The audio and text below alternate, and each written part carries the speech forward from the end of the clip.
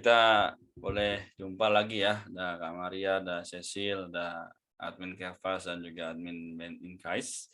Kita akan mulai persekutuan firman singkat malam ini. Moga kembali menguatkan kita ya. Kita akan sama-sama bahas mengenai You Are the Reason ya.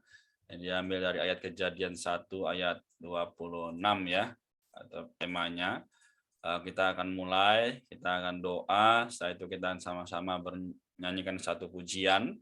Ya, setelah itu kita akan mulai ya. Puji Tuhan. Mungkin teman-teman lain berhalangan atau lagi ada kegiatan, tapi tidak apa-apa. Kita mulai aja, kita sama-sama berdoa yuk ya. Kita boleh menaikkan hati kita berdoa. Pimpin dalam doa ya. Puji Tuhan. Tuhan Yesus, Tuhan terima kasih kepadamu atas kesempatan malam hari ini. Kami boleh berkumpul ya Tuhan, 2-3 orang berkumpul dalam namamu, Dikau hadir tengah-tengah kami. Tuhan berkati MPT malam ini, bagaimana kami manusia adalah perlu Tuhan. Biarlah setiap teman-teman yang belum bisa bergabung, Tuhan Dikau juga kuatkan mereka. Kami yang sudah hadir di sini, Dikau kuatkan juga. Tuhan berkatilah Cecil, Kak Maria, juga diriku, dan teman-teman lainnya. Tuhan sertailah kami sehanantiasa, karena Engkaulah Allah yang menciptakan kami, Engkau juga pasti akan menyertai kami. Terima kasih Tuhan, kami berdoa dalam nama-Mu yang kudus, agung dan mulia. Kami berdoa. Haleluya. Amin. Oke, jadi Tuhan, ya kenalkan nama aku Reinhard ya. Kita sama-sama dari Kevas. Aku bantu kita sama-sama akan nyanyikan satu pujian ini. Aku akan pimpin dari sini ya. Nanti kita nyanyikan, lalu kita akan mulai persekutuan firman malam hari ini. Oke, kita mulai sama-sama ya. Oke, kelihatan harusnya ya, sudah terlihat. Oke, sejak Kristus di hatiku ya. Mungkin beberapa yang baru dengar, enggak apa-apa, tapi boleh sama-sama kita nyanyikan ya.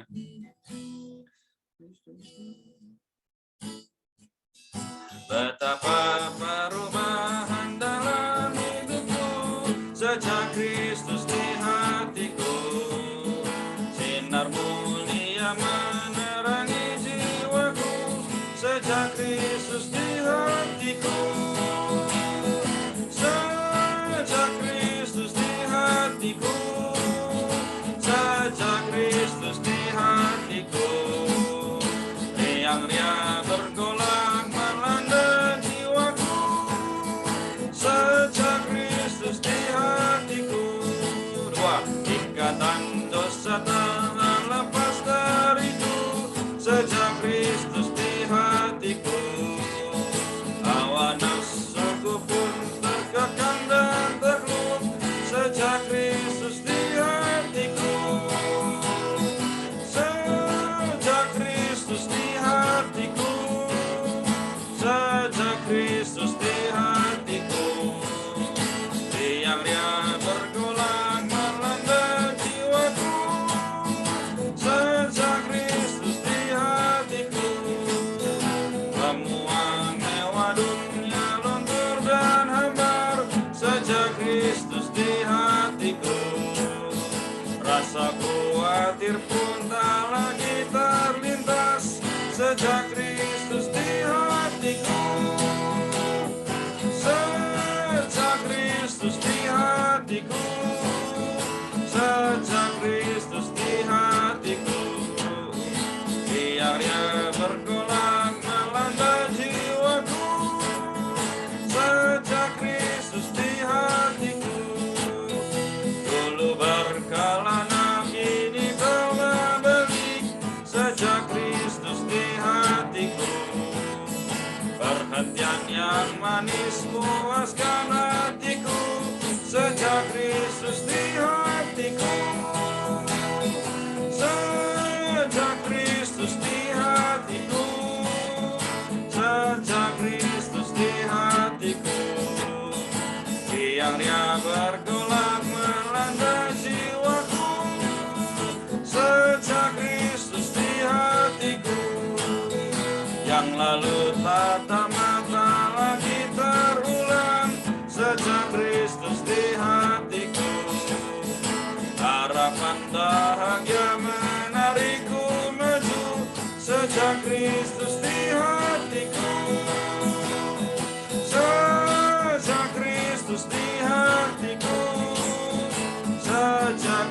Kristus di hatiku, riang-riang bergolak melanda jiwaku, sejak Kristus di hatiku. Amin ya, puji Tuhan. Jadi hanya 5 bait, tapi 5 bait ini seharusnya kembali menguatkan kita ya. Karena apa? Karena Kristus ada di dalam kita ya. Jadi sejak Kristus di hati kita, apa yang terjadi? Di bait yang pertama dibilang bahwa perubahan dalam hidup kita ya. Sinar mulia menerangi jiwa kita. Lalu yang bait kedua dibilang ikatan dosa. Wah, ikatan dosa lepas dari kita ya. Sukacita ya bahwa dosa segala perkara yang lampau ya boleh dilewat ya, dilepaskan dari kita. Karena Kristus ada di dalam kita. Nah, kemudian apa? Bait yang ketiga, semua mewah dunia. Wah, mewah dunia ini ya, segala kenikmatannya. Memang kelihatannya baik ya, kelihatannya sangat menarik.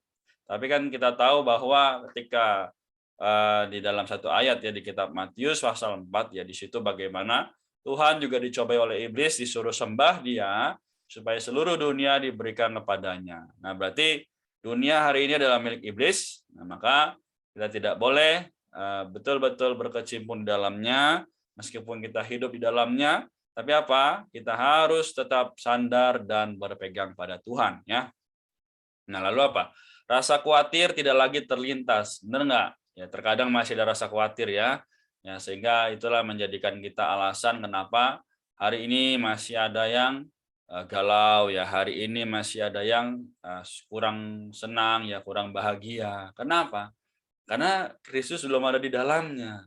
Nah, tapi hari ini Kristus ada di dalam kita, maka ya secara otomatis rasa khawatir, rasa pengen ini, pengen itu bisa digantikan oleh Kristus.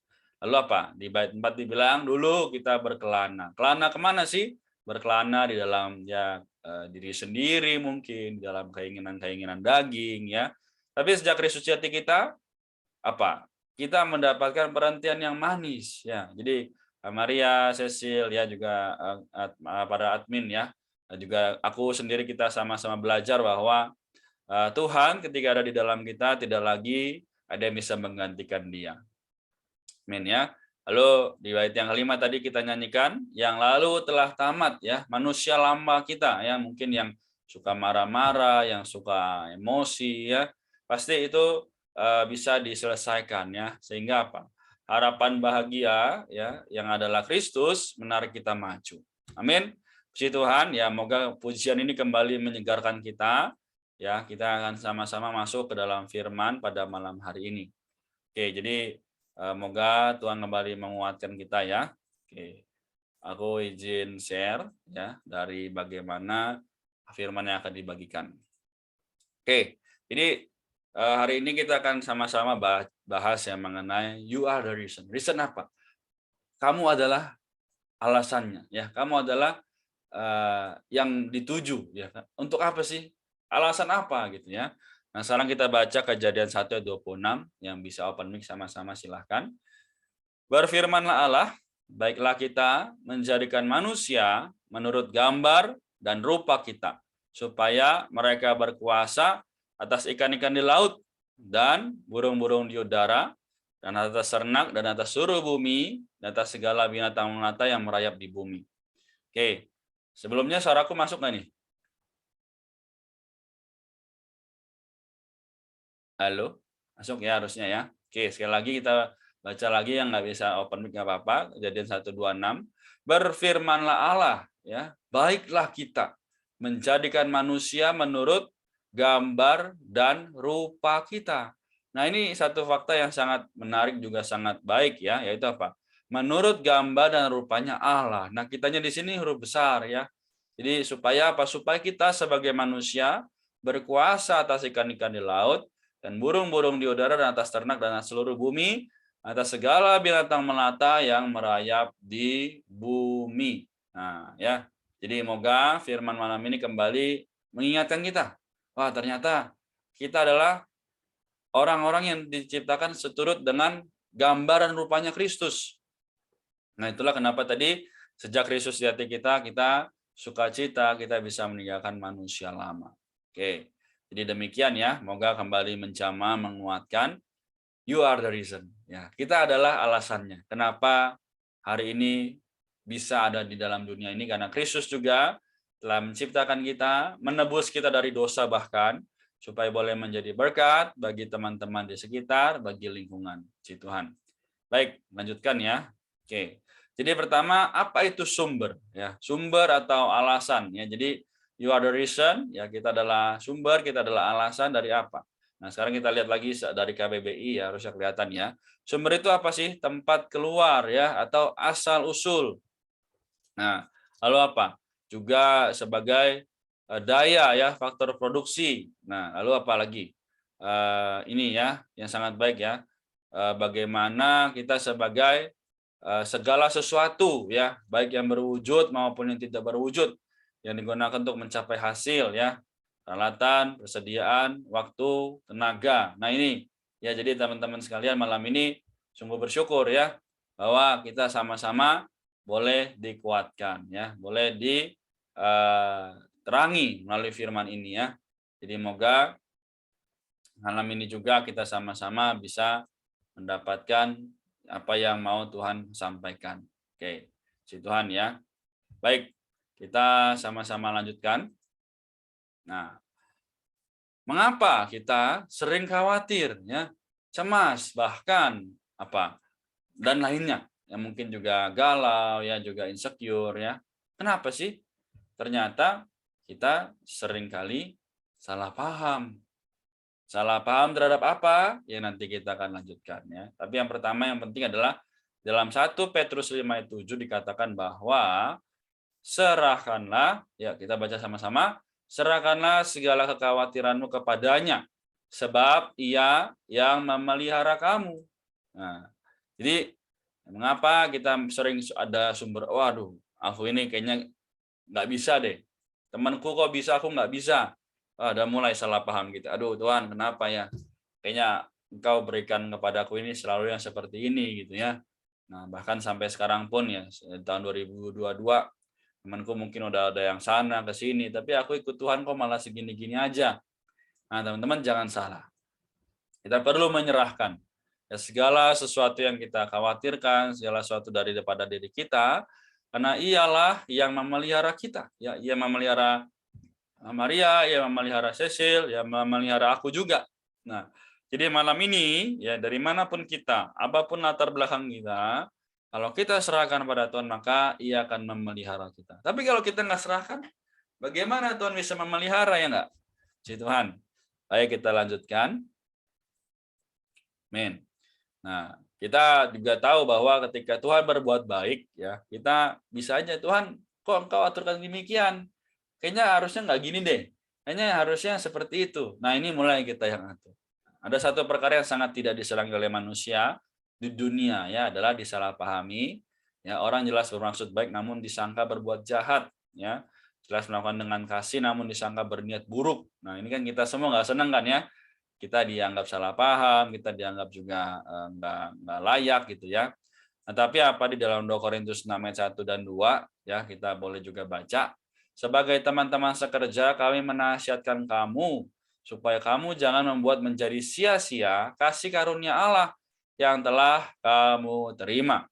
Nah, 2 Korintus 6 ayat 2. Sebab Allah berfirman, pada waktu aku berkenan, aku akan mendengarkan engkau, dan pada hari aku menyelamatkan, aku akan menolong engkau. Amen ya, sangat baik sekali. Sesungguhnya waktu ini adalah waktu perkenan itu. Sesungguhnya hari ini adalah hari penyelamatan itu. Nah, Tuhan pun demikian. Dia telah mengaturkan segala sesuatu, yaitu apa? Kasih karunia Allah. Sekarang kita punya itu ya. Sekarang kita masih tinggal dalam dunia, tapi kita bisa menerima kasih karunia Allah. Nah, jadi sekali lagi, kalau misalnya ada situasi kondisi kita disalahpahamin, kita masih bisa nggak cinta Tuhan? Atau kita masih bisa nggak terima kasih kepada Tuhan? Atau ya Tuhan, ginilah aku jadi sebab lah, aku jadi alasan lah kenapa banyak orang nggak suka gitu ya. Nah, teman-teman jangan salah ya. Tapi apa? Supaya kita belajar untuk apa? Supaya kita belajar sadar Tuhan. Ya, sama seperti pujian tadi ya enggak? Pujian tadi bilang apa? Bahwa ya kita ketika ada Kristus, kita bisa memiliki rasa khawatir ya yang tidak lagi muncul. Ya, jadi kita bisa aja teman kita ejek, teman kita bilang ya buruk tapi tentang kita, tapi kita berbuat baik, kita akan apa? Bersukacita. Men. Jadi ini sungguh sangat baik ya. Melalui firman ini kembali menguatkan, juga kembali menyegarkan kita harusnya ya. Jadi dimanapun, situasi apapun ya, tetaplah melihat pada Tuhan. Karena dia apa? Aku akan mendengarkan kau ya, dan pada hari aku akan menyelamatkan, aku akan menolong engkau. Jadi sekali lagi Tuhan itu sudah menyediakan yang terbaik. Dia akan mendengarkan, dia juga akan menolong tepat pada waktunya Tuhan ya. Jadi sekali lagi jangan salah paham. Baik, selanjutnya padahal Tuhan mau berikan segala daripadanya loh ya. Tapi kenapa? Ya, kenapa? Kenapa ya? Kenapa gitu kan? Di seluruh dunia ini yang paling disalahpahami manusia ialah Allah, benar nggak? Jadi terkadang Tuhan kok gini, Tuhan kok gitu ya. Tuhan kenapa? Ya. Jadi teman-teman sekalian, kita pasti berdoa semoga nggak semua kayak gini ya Tuhan. Tuhan semoga aku ya bisalah hidup bahagia sedikit gitu kan. Tapi teman-teman, malam ini kita lihat ya, Yohanes 10 berkata apa? Pencuri datang hanya untuk mencuri dan membunuh dan membinasakan. Aku datang supaya mereka mempunyai hidup dan mempunyai dalam segala kelimpahan. Nah, di sini pencuri adalah iblis. Ya, iblis itu pasti yang membuatnya. Tapi yang sering disalahpahami adalah Allah atau Tuhan kita Yesus Kristus. Jadi sekali lagi malam ini ya aku hanya ingin mendorong ya supaya kita semua ya masing-masing boleh punya satu penghidupan yang apa? Yang benar-benar sadar bahwa Tuhan telah memberi hidup. Ya, Tuhan telah memberi segalanya dalam kelimpahan. Jangan salah lagi kepada Tuhan, jangan salah paham. Maaf ya. Jadi, semoga malam ini kita kembali bisa disadarkan bahwa Tuhan, Engkau tuh telah berikan segalanya loh. Engkau Tuhan telah berikan dirimu sendiri bahkan. Ya dia disalibkan ya, dia dianiaya, dia diolok-olok supaya apa? Supaya kita bisa hidup loh hari ini. Jadi moga malam ini kita nggak lagi salah paham terhadap Tuhan. Jadi kita sebagai sebabnya Tuhan mati bagi kita ya. Tuhan mati bagi kita semua adalah supaya kita bisa hidup. Nah, ini jadi sangat baik ya perumpamaan ini. Jadi bagaimana situasi kita Tuhan juga yang atur ya. Kita di sekolah, kita di tempat kuliah, di tempat kerja, banyak orang mungkin salah paham, banyak orang mungkin juga nggak suka sama kita, tapi justru disitulah ada kasih karunia Allah ya, ada kelimpahan yang Tuhan berikan. Amin. Nah, lanjutkan. Nah, ada sebuah kisah nih ya. Jadi seorang pemuda bertemu dengan seorang pendeta. Ya, begitu berhadapan muka, pemuda itu segera berkeluh kesah, wah celaka, celaka. Ya, sambil berkata demikian, air matanya pun mengalir deras. Pendeta itu segera bertanya, apa yang terjadi? Dengan bercucuran air mata, ia menjawab, wah celaka, celaka. Ya, jadi kenapa pemuda tersebut selalu berkeluh, ya ini sorry typo, selalu berkeluh kesah, ya enggak? Padahal dia nggak tahu apa-apa gitu. Tiba-tiba, celaka. Wah, celaka. Sama mungkin ya dengan kehidupan orang muda hari ini. Gawat. Aku insecure deh lihat dia. Aduh, aku juga gagal deh kalau lihat situasi kayak gini. Aduh, dan aduh terus ya. Tapi bagaimana sih situasi ini bisa dilewatkan? Kita lanjutkan. Ternyata yang terjadi adalah setelah pendeta itu mengulangi pertanyaannya, barulah pemuda itu mengeluarkan sepucuk surat dari dalam sakunya. Sambil berkata, ini surat dari pengacara. Nah, pendeta itu bertanya, sudahkah kamu baca surat ini? Dia menjawab, belum, aku tak berani membacanya. Biasanya pasti hal-hal yang tidak baik. Surat pengacara selalu membawa berita buruk. Nah, ini sama dengan kalau hari ini aku misalnya ya, ada Alkitab depan aku, tapi aku nggak mau buka. Wah, celaka nih, pasti ngomongin tentang yang aku ini gini, aku itu gitu ya. Padahal kita belum baca. Nah, salah satu ayat 7 bilang apa? Takut akan Tuhan adalah permulaan pengetahuan, tapi orang bodoh menghina hikmat dan didikan. Nah, jadi pemuda ini termasuk yang orang bodoh ya. Karena dia belum juga baca, ya cuma dapat surat aja, belum juga dibuka gitu ya. Sama seperti misalnya Alkitab yang kita punya, ya enggak? Jadi Kalau kita punya kitab sekarang, ya seringkah kita buka atau malah lebih sering kita tutup karena kita takut kita baca. Nah, teman-teman, jadi moga malam ini kita boleh kembali menyukai firman, ya. Seperti bagaimana Tuhan telah memberikan kepada kita segala sesuatu yang baik yang berasal daripada Tuhan. Ya, jadi nggak ada lagi alasan ya untuk kita tidak membaca Alkitab. Men. Kemudian maka kita harus belajar untuk apa? Menghadapi atau terlebih dulu melihatnya. Maka pendeta itu bilang nih, coba baca dulu ya, apa sebenarnya maksud surat itu. Dia masih kekeh ya, pemuda ini nggak mau. Ya bagaimanapun aku tidak mau membacanya, aku sangat benci menerima surat dari pengacara. Isinya pasti kabar yang tidak baik. Nah, kemudian pendeta itu berkata, boleh nggak aku bacain surat ini buat kamu? Ya udah katanya ya. Jadi teman-teman ya malam ini kisah ini sekilas ya moga kembali menguatkan kita ya. Itu apa? Katakan Markus 5:36, tapi Yesus tidak menghiraukan perkataan mereka dan berkata kepada kepala rumah ibadat, jangan takut, percaya saja. Jadi sekarang kita harus ngapain? Percaya ya. Meskipun kita adalah penyebab dari misalnya teman-teman kita menjauhi ya karena kita rohani. Karena kita juga mungkin hidupnya nggak sama seperti mereka, yang kita dijauhin. Tapi apa? Percaya aja, jangan takut. Mungkin pada saat itu Tuhan sedang mengaturkan situasi di mana nanti teman-teman itu malah minta doain sama kita. Ya, minta doain sama Cecil, sama Kak Maria, sama ya aku juga ya, sama teman-teman lainnya yang mungkin belum bisa hadir malam ini. Maka apa? Seharusnya bagaimana sih? Ya kita itu apa? Kristus telah memberikan dirinya. Ya enggak? Jadi sambil membuka sampul surat itu pendeta itu bertanya lagi, benar surat ini belum kau buka ya enggak? Belum jawabnya. Nah, setelah selesai membaca surat itu pendeta itu berkata, surat ini memberitahukan kepadamu bahwa seorang saudaramu telah meninggal dunia dan dari harta peninggalannya ada sebagian yang diwariskan kepadamu. Sekarang orang yang mengurus perkara ini berada di suatu tempat dan kamu boleh ke tempat itu untuk mengambil harta warisan bagianmu sebesar $20.000. Wah, banyak ya $20.000 ya. Jadi kisah ini bukan hanya sekedar ya cuman kisah lewat sedikit ya. Tapi justru harusnya menyadarkan kita bagaimana Kristus juga telah memberikan dirinya sendiri, maka kita hari ini pun harus apa? Harus bisa menyadari perkara yang adalah semuanya berasal daripada Tuhan. Nah, jadi Markus 10:45 bilang, karena anak manusia juga datang bukan untuk dilayani, melainkan untuk melayani dan untuk memberikan nyawanya menjadi tebusan bagi banyak orang. Lalu 2 Korintus 5:15 bilang apa?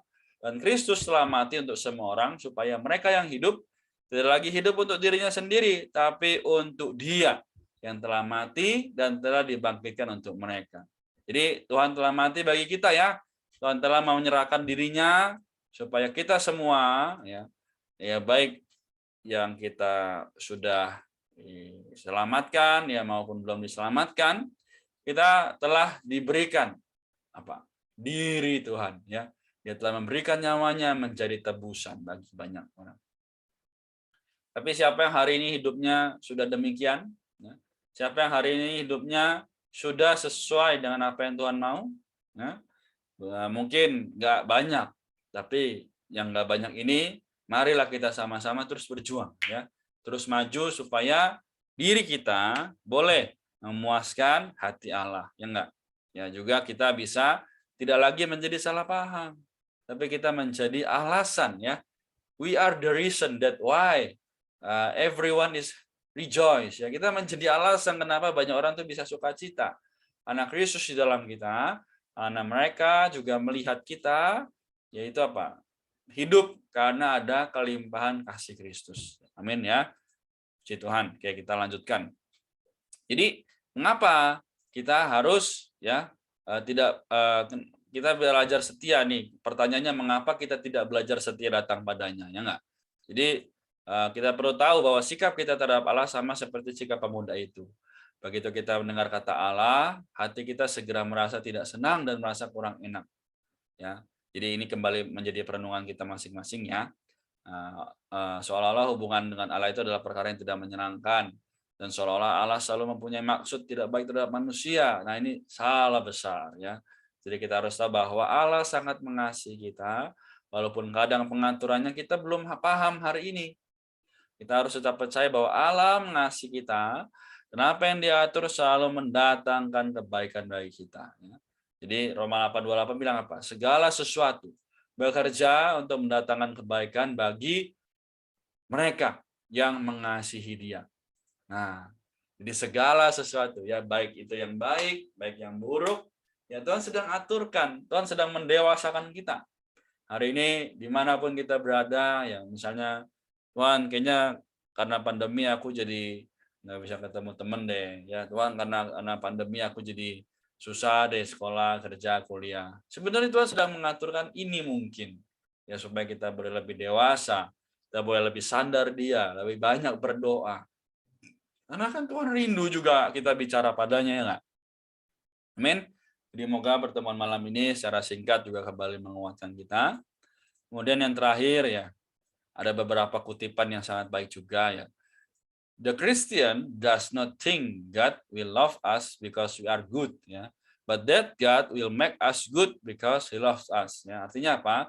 Orang Kristen seharusnya nggak berpikir bahwa Allah mencintai kita karena kita baik.